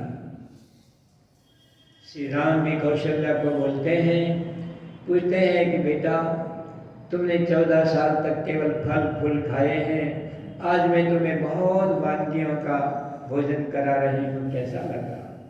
कहते माँ ठीक है, पर सबरी के बेर जैसे मीठे तो नहीं है। भगवान तो उसको बोलेंगे ना, क्योंकि सबरी ने खट्टे तो फेंक दिए और मीठे रख दिए। तो भगवान मीठे बेर की बात करते हैं ना कि माँ सबरी के बेर जैसा तेरा ये भोजन नहीं है। भक्त भगवान तो उसको बोलेंगे, तो भक्तों को भूल नहीं सकते हैं। जब सुदामा ने जब वो सारी रानियों को चुटकी चुटकी दिए, जो मुंह में रखने के बाद जो रस आया, इस रस को क्या कहा जाएगा। मधुर रस सुधा सिंधु सारे लगा धाम। उसकी व्याख्या का मेरे पास समय नहीं है, केवल समझ लेना कि पूर्णानुराग रससागर सार मूर्ति, और ये श्री राधा नदी रसिलते जड़िमा, वो तो वो रस था जो राधा रानी के भीतर के हृदय को, जो भगवान के दर्शन करने के बाद उनके श्रीमुख से जब श्री कृष्ण का उच्चारण होता था, और वो जो रस टपकता था, वो रस मेरे सुदामा के चावलों में उतर आया। रानियां गदगद हो गई, क्योंकि रानियों का प्रेम अलग है और राधा का प्रेम अलग है। इसके अंदर राधा का माधुर्य, राधा का रस इन चावलों में भगवान ने रख दिया। अब तो सारी बार बार ऐसी टकर टकर, हमको दो हमको दो हमको दो। सुदामा एक कोने में खड़ा होकर रो रहा है। मुझे पता होता कि चावलों का इतना सम्मान होगा। देखिए प्रेम का दिया हुआ जो टुकड़ा होता है उसका अनादर मत करना। एक कोने में सुदामा खड़े होकर रो रहे हैं कि मेरे चावलों को क्या बना दिया इसने। सुदामा को भी मन करता है कि फिर मैं भी एक आध दिन का चख लूं, किंतु उसको नहीं देता। बड़ा कंजूस है इसको, तू तो लाया है, तेरे को कैसे दे सकता हूँ, तूने मुझे दिया है। ठीक, इसके पीछे बड़ी गहराइयाँ हैं। तब उसने क्या किया, भगवान ने सुदामा को दिखाने के लिए कि तेरे लाए हुए तंदूर में मेरी राजा रानी का जो रस है, सुगंध है, वो चावलों को धरती पर बिखेर दिए। जो स्वर्णमयी धरती है उसके ऊपर जब चावल बिखेर देती हैं तो चिड़ियाँ चुगती हैं एक एक दाना। ऐसे सारी 16,108 रानियां घोंटों के बल पड़ी पड़ी एक एक अंगुली से उन चावल को चूग रही है। कौन? 16,108 रानियां उन चावलों को चूग रही हैं। तब सुदामा को होता है, धन्य हो प्रभु, आपको समझ नहीं पाएगा, तो इतना रस भर देता है। सुदामा तो गदगद हो जाते हैं। उसके बाद जब लौटते हैं, ध्यान देना, बस है तो बहुत लंबा, किंतु मुझे कुछ नाटक करना है। उस नाटक के लिए आपकी भी इजाज़त मांगूंगा, बाबू की भी इजाज़त मांगूंगा, और इतना देने के बाद कोई छोटा मोटा अपराध हो जाए तो आप मुझे क्षमा भी करेंगे। और बाबू से भी निवेदन करता हूँ कि आज मैं कोई अपराध करूँ तो आप मुझको क्षमा कर दीजिएगा, विरोध मत करिएगा, क्षमा करिएगा। सुदामा तो लौट आए। खैर कैसे लौटे हैं, अब तो आपको सपने में ही वो उपदेश मिल सकता है। अब हम थोड़ा मुड़ते हैं। ब्राह्मण की कथा कर रहा हूँ। मैं 4 दिन पहले छत के ऊपर धूप खा रहा था, तो उस समय पर एक ब्राह्मण देवता, आपके यहीं के कलकत्ता के रहने वाले, यहीं सत्संग में भी आते थे, वो मेरे पास आए। ब्राह्मण देवता सामान्य ब्राह्मण हैं, कोई बहुत वेदज्ञ नहीं, बहुत नहीं। तो कुछ उन्होंने विवाह पद्धति के कुछ श्लोक उनको समझने थे, तो मैंने उनको समझा दिए, वो जो 7 सप्तपदी होती है। उसके बाद में वो फफक फफक पर रोने लगे। तो हमने कहा, पंडित जी, मुझसे जो भी होगा मैं आपकी सहायता करूँगा, इतना मत रोइए। वो तो इतने चौधार आंसुओं से, उनके आंसुओं की धार निकलती जा रही है कि नहीं महाराज जी, मुझे कुछ नहीं चाहिए। फिर मैंने पूछा, क्या दर्द है आपको? मुझे दर्द नहीं है, मैं अपने सौभाग्य पे मैं रो रहा हूँ। इस गोविंद भवन के बाबूजी की बात कर रहा हूँ। कहते मुझको अपने घर ले गए भोजन के लिए, अपनी गाड़ी में बिठाकर मुझको ले गए। मुझे पट्टे पर बिठाकर मेरे पांव बाबूजी ने अपने हाथ से धोए। मैं भी बोल तो नहीं पा रहा हूँ। वो ब्राह्मण की दशा देखी, बार बार बाबूजी बाबूजी, चारों तरफ से मेरे पाँव को उन्होंने धोए, ऐसे धोए कि मैंने कभी नहाते समय भी नहीं धोए। ये आपके गोविंद भवन की बाबू प्रशंसा नहीं कर रहा हूँ। कभी आप सोचेंगे जाते जाते बाबा हमारी प्रशंसा कर रहा है। ब्राह्मण भक्ति, ब्राह्मण भक्ति, एक महापुरुष अपनी वर्ण व्यवस्था के अनुसार जो स्वधर्म का पालन करता हो, स्वधर्म की जिसने महिमा देखी हो, ऐसा व्यक्ति, एक ब्राह्मण मेरे पास आकर ऊपर छत पे बैठकर इतना रोया है कि उसने मुझे भी रुला दिया। बात बताता जाए, रोता जाए, बाबू ने मेरे पाँव धोए, पहुँचे, इसकी पूजा की, मेरा सम्मान किया, मुझे भोजन कराया, मुझे इतनी आत्मीयता दिखाई, करते करते रोता गया। जब मेरे आंखों में से बार बार आंसू आने लगे, तब मैंने कहा, ब्राह्मण देवता इस कथा को बंद करो, मैं आगे सुन नहीं पाऊंगा। यदि ऐसे महान पुरुष हमारी प्रेरणा बनते हों, पर प्रेरणा वाले पुरुष को आगे न रखें। मैं कोई योजना लेकर नहीं आया था कि मैं बाबू को कुछ कहूँगा, किंतु जब देखा उस ब्राह्मण ने, तुरंत मेरे मन में आया कि गोविंद भवन की जो शोभा है, गीता भवन की जो अध्यक्षता करते हैं, ऐसे महापुरुष का मुझको थोड़ा सम्मान करना चाहिए।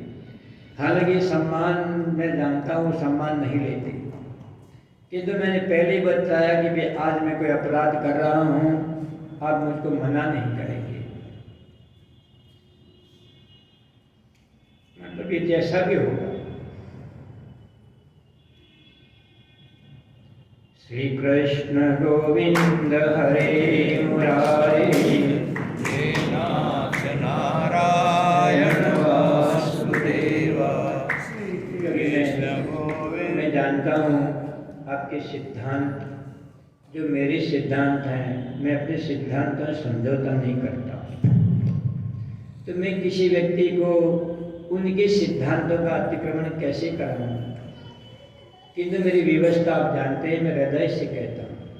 इसमें कोई बनावट नहीं है, कोई छलावा नहीं है, कोई दिखावा नहीं है। केवल मेरी खुशी है कि मैं आपका सम्मान करूँगा तो मुझे बहुत खुशी होगी। इसलिए केवल हाँ भर दीजिएगा, मैं जो करूँ मुझे करने देंगे। बाबूजी, मैं जानता हूँ आपके दर्द को, किंतु आपको स्वीकार करना पड़ेगा जो मैं कहूँ। मैं जो करूँ आप चुपचाप एक दृष्टा बनकर खड़े होइएगा, बस। अब कुछ भी, मैं जानता हूँ आपके दर्द को कि आप, किंतु मेरा दर्द इससे भी ज़्यादा भरा हुआ है। मैं आप सबके सामने बाबूजी का सम्मान करना चाहता हूँ। सम्मान के पहले मैं थोड़ा सा आपको बताना चाहता हूँ।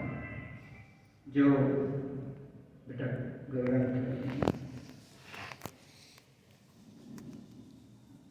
एक 5-7 मिनट लूँगा बस। आप मेरे इस अपराध को सभी लोग क्षमा करेंगे। कल तो गीता जयंती है, तो गीता जयंती में तो कल तो समय मिलना भी नहीं है। हमने गीता जयंती को इसलिए नहीं रखा कि दिखावा नहीं करते हैं, और आप लोग दिखावे के नहीं हैं। कल जो आएंगे वो दिखावे के लोग भी हो सकते हैं। यदि मैं चाहता तो कल भी कर सकता था, पर कल मैंने नहीं होने दिया है। मैं उसको पढ़ के सुनाता हूँ। ये वैदिक अर्थों के द्वारा मैंने इसको रखा है, आप ध्यान से सुनिएगा। जो वेदों के सार में जो उत्तम कोटि के जो शब्द होते हैं उनका मैंने चयन किया है, और इसको मैंने यहाँ पर रखा है ओम नमनी गतिर्धरित्रीम। ये वेद का, अथर्ववेद का मंत्र है कि नमनी गतिर्धरित्रीम, ये धरा, ये पृथ्वी झुक जाती है। जो पृथ्वी को झुका देने वाले वीर, ऐसे भक्त, ऐसे तपस्वी जब धरती पे जन्म लेते हैं तो धरती भी झुक जाती है। ये पहला है। विशेष व्याख्या नहीं कर रहा हूँ कि धरती भी ऐसे महान पुरुषों को पाकर धन्य धन्य हो जाती है, झुक जाती है। वो वेद का पहला मंत्र मैंने ऊपर रखा है। इसके बाद उरु ज्योति कौस्तुभ सम्मान। ये शायद आप पहली बार शब्द सुन रहे होंगे, क्योंकि ये लौकिक सम्मान नहीं है, ये अलौकिक सम्मान है। इसलिए मैंने बाबू को विवश किया। ये लौकिक सम्मान नहीं है जो आम आदमी करते हैं। आप आदमी सम्मान करते हैं तो ये लोग कोई आपकी स्वर्ण जयंती, रजत जयंती, डायमंड जयंती ऐसा बोलते हैं, किंतु आप इस शब्द को देखिए, उरु ज्योति कौस्तुभ सम्मान। उरु ज्योति बोलते हैं जो ब्रह्म ज्योति होती है, जो तुम्हारे हृदय में रहती है, जो तुम्हारे हृदय के अंदर जो ब्रह्म ज्योति झिलमिल झिलमिल चमकती है, उस उरु ज्योति। फिर आगे लिखा है कौस्तुभ, जो भगवान के गले में कौस्तुभ लटकता है। कहते हैं भगवान गले में कौस्तुभ का अर्थात एक मार्ग प्रशस्त हुआ है इस व्यक्ति को, कि भगवान के गले तक जाने के लिए एक मार्ग बनाया है मैंने कौस्तुभ का। तो बाबूजी को ठीक कृष्ण के गले तक जाने का कृष्ण मार्ग बनाया है कि कृष्ण तक पहुँचे, वो सम्मान मैं देना चाहता हूँ। ये लौकिक सम्मान नहीं है, ये अलौकिक से अलौकिक पारलौकिक सम्मान है, जो कृष्ण सम्मान के नाम से है कि उरु ज्योति कौस्तुभ सम्मान। पवित्र कीर्ति श्रद्धा सूत्र, पवित्र कीर्ति, आपकी कीर्ति बड़ी पवित्र है। गीता भवन का सम्मान है, हमारे प्राण है, हमारा जीवन है। बहुत तपस्या की है, स्वधर्म को बड़ी निष्ठा पूर्वक आपने निभाया है। पवित्र कीर्ति श्रद्धा सूत्र प्राय हम लोग लिखते हैं श्रद्धे, कि तो नहीं, जहाँ से श्रद्धा का जन्म होता है वो श्रद्धा सूत्र होता है, जो वेदों में ऋग्वेद में आता है। श्रद्धा सूत्र के 13 श्लोक होते हैं। तो श्रद्धा सूत्र मतलब श्रद्धा का सागर जो होता है, जहाँ से श्रद्धा पैदा होती है, ये श्रद्धा सूत्र। फिर बाबूजी का नाम है श्री केशवराम जी अग्रवाल, अध्यक्ष गीता प्रेस गोरखपुर, अनुमंता गोविंद भवन कोलकाता। परम श्रद्धेय श्री सेठ जी, परम पूज्य श्री स्वामी जी, इनको तो मैं भूल नहीं सकता हूँ, क्योंकि इनके बिना ये सम्मान अधूरा रहेगा, क्योंकि हमारे पूर्वज हैं, उनके द्वारा हमको प्रतिष्ठा प्राप्त हुई है। तो परम श्रद्धेय श्री सेठ जी एवं परम पूज्य श्री स्वामी जी के विचारों का आप संगम है,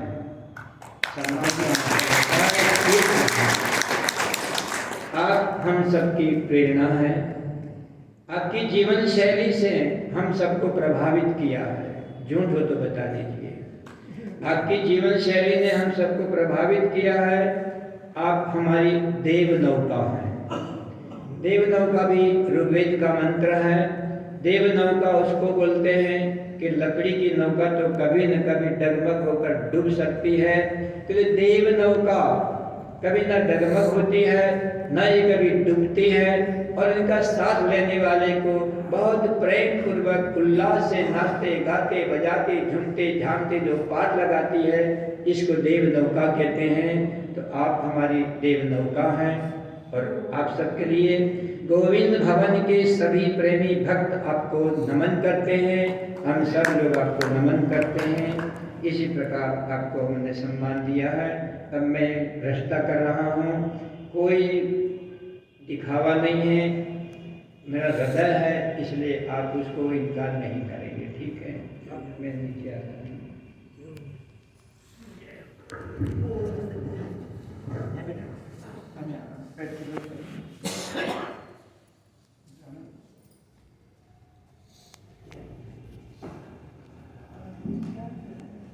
जो आपको बोलना ही नहीं, आपको खड़े हो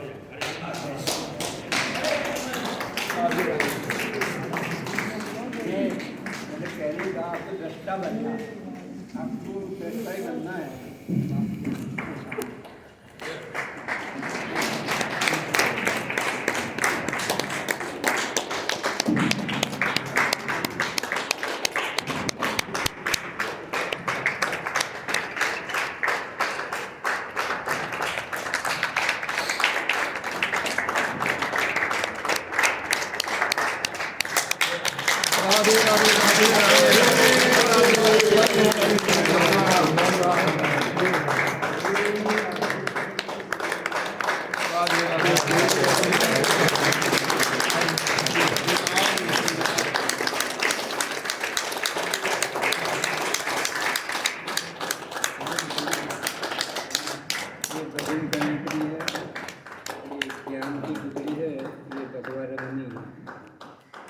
तपस्या है, और ये मेरी घोड़ी हुई है, भजन की हुई है, इसको आप करके भजन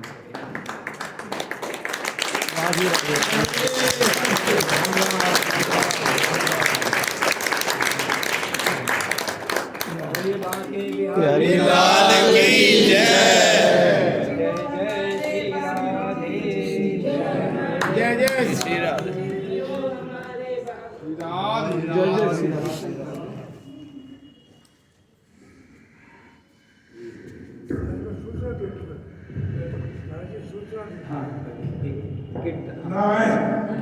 कल गीता जयंती है, शनिवार को, कल 23 तारीख शनिवार को गीता जयंती है। यहाँ का कार्यक्रम का ध्यान से सुन लीजिए।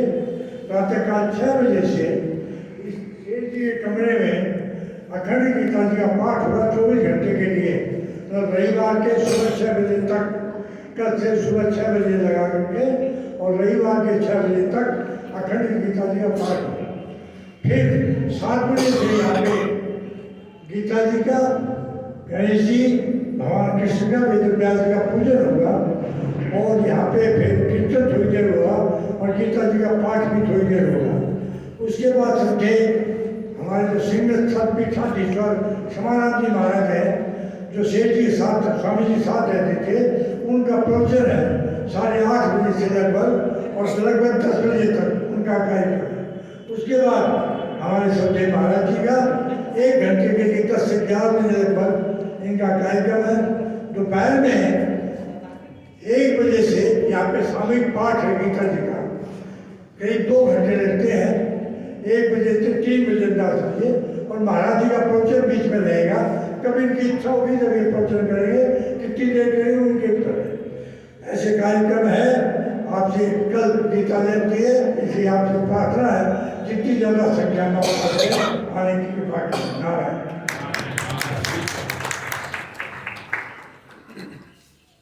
श्रीमन्नारायण नारायण नारायण श्रीमन्नारायण नारायण नारायण श्रीमन्नारायण नारायण नारायण श्रीमन्नारायण नारायण नारायण श्रीमन्नारायण नारायण श्रीमन्नारायण नारायण नारायण लक्ष्मी नारायण नारायण नारायण लक्ष्मी नारायण नारायण नारायण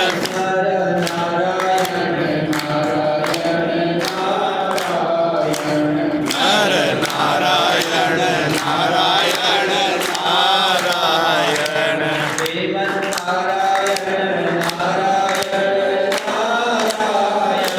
श्रीमन्नारायण नारायण नारायण